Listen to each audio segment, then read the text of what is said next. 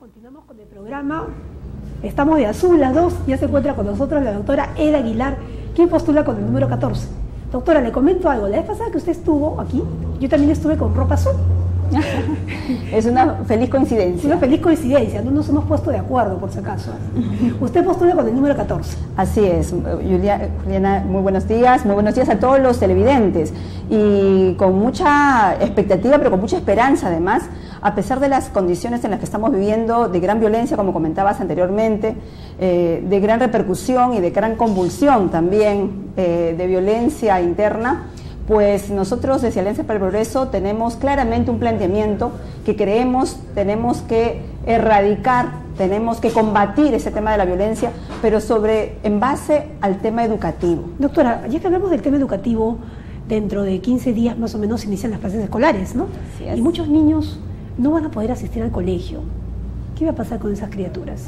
Bueno, no tienen recursos. ¿Qué van a hacer ustedes de llegar al poder? Sí, la educación ha sido y es en el plan de gobierno de Alianza para el Progreso un tema trascendental y prioritario. No solamente porque se ha propuesto un incremento del 6% del PBI para la educación, que muchos han señalado irreal, sin embargo nosotros tenemos que decirles a todos los ciudadanos que es una propuesta real y concreta. ¿Por qué? Porque nosotros pensamos luchar contra la corrupción totalmente y evitar que el 10% del presupuesto público pueda irse de esta manera a través de la corrupción. Si nosotros logramos combatir como lo hemos propuesto y lo vamos a hacer, de ser gobierno, pues vamos a poder evitar que el 10% de nuestro presupuesto sea robado al Estado y sea robado a cada uno de ustedes y a nosotros, porque ese presupuesto que es del Estado tiene que manejarse en buena forma y de manera correcta, y ese es el presupuesto que iría, entre otros aspectos, a la educación.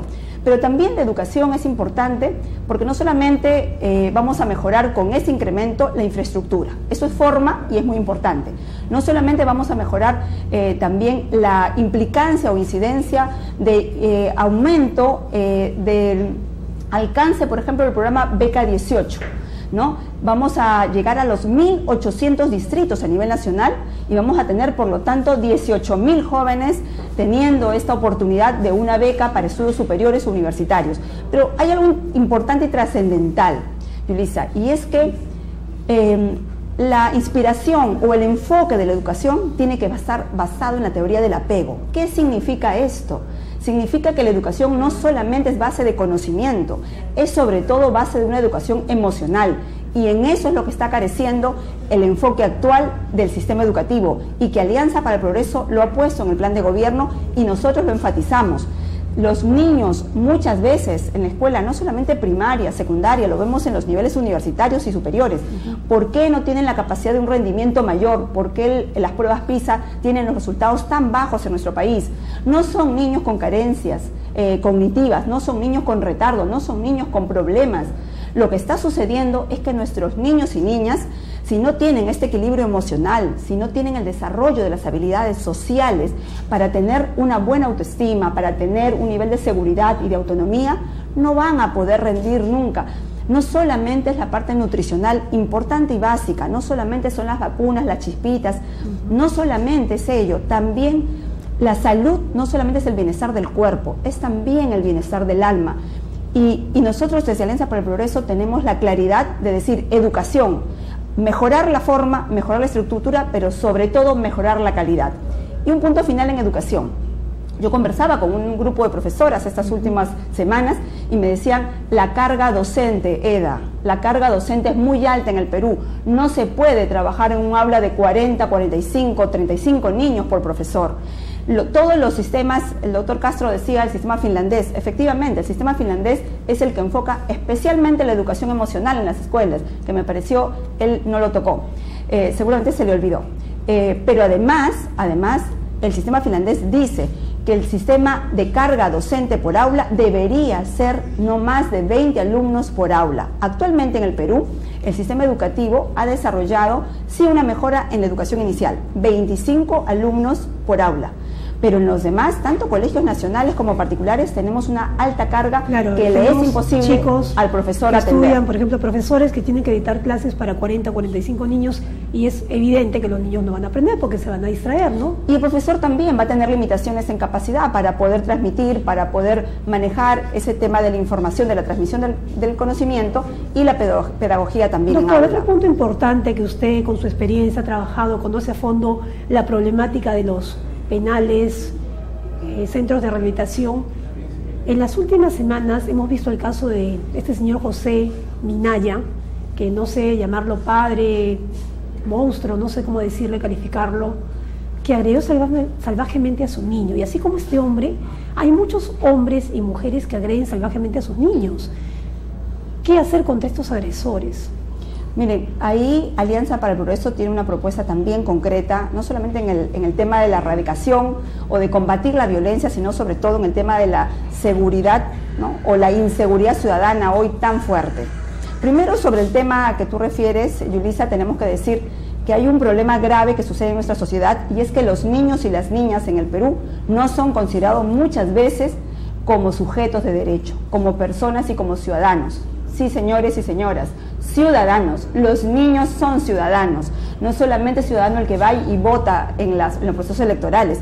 Toda persona tiene en su desarrollo progresivo la capacidad de ejercer derechos y también asumir sus responsabilidades, y los niños están en ese proceso de generación, de desarrollo progresivo de su autonomía, y por lo tanto la Convención de los Derechos del Niño lo ha reconocido así, y el Comité de los Derechos del Niño también lo ha mencionado así.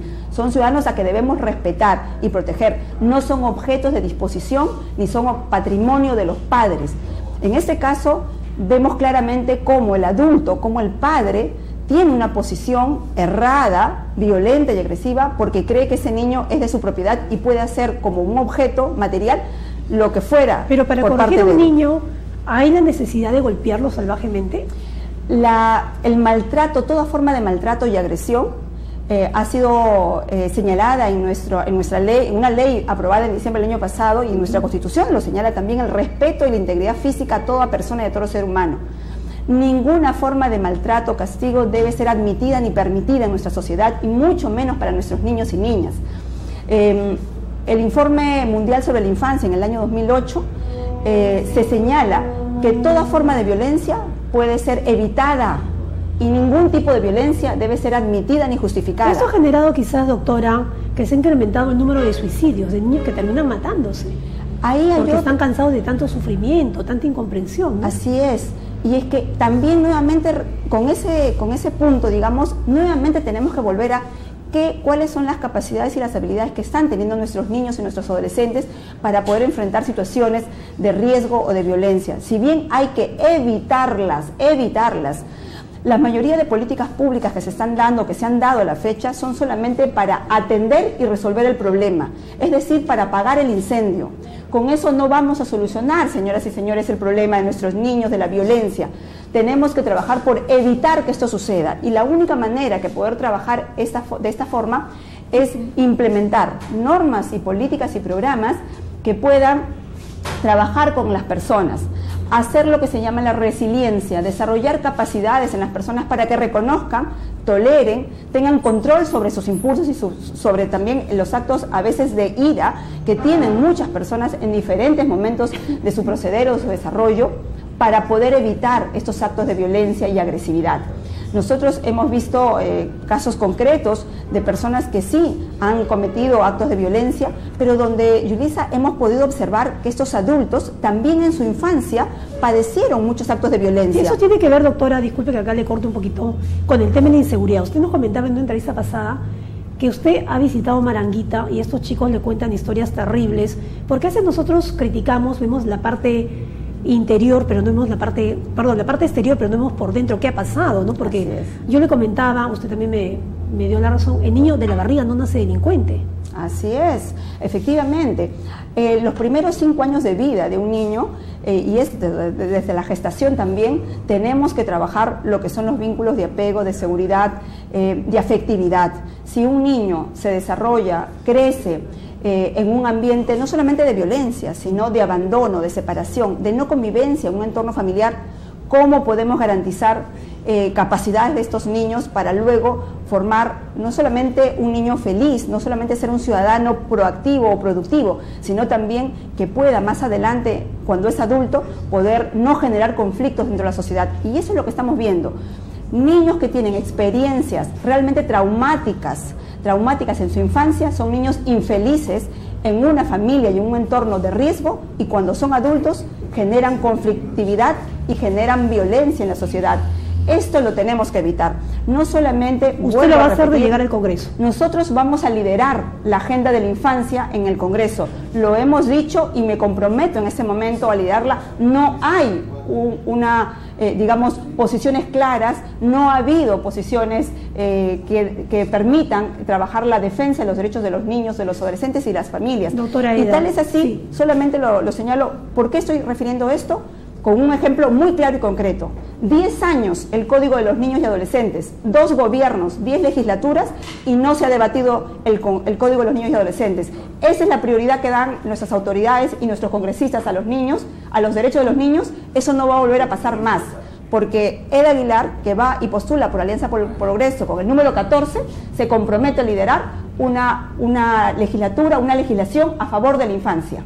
Me comprometo acá en Vez-Cable, pero además me comprometo ante toda la ciudadanía que así lo haremos de llegar al Congreso. Doctora Eda, muchísimas gracias, la felicito, usted la tiene bien clara sus propuestas. Ya saben, Eda Aguilar postula con el número 14 por Alianza por el Progreso. Vamos a un breve corte comercial y ya se encuentra con nosotros Salvador Edesi, quien fue alcalde de San Miguel y ahora postula con PPK con el número 4. Regresamos.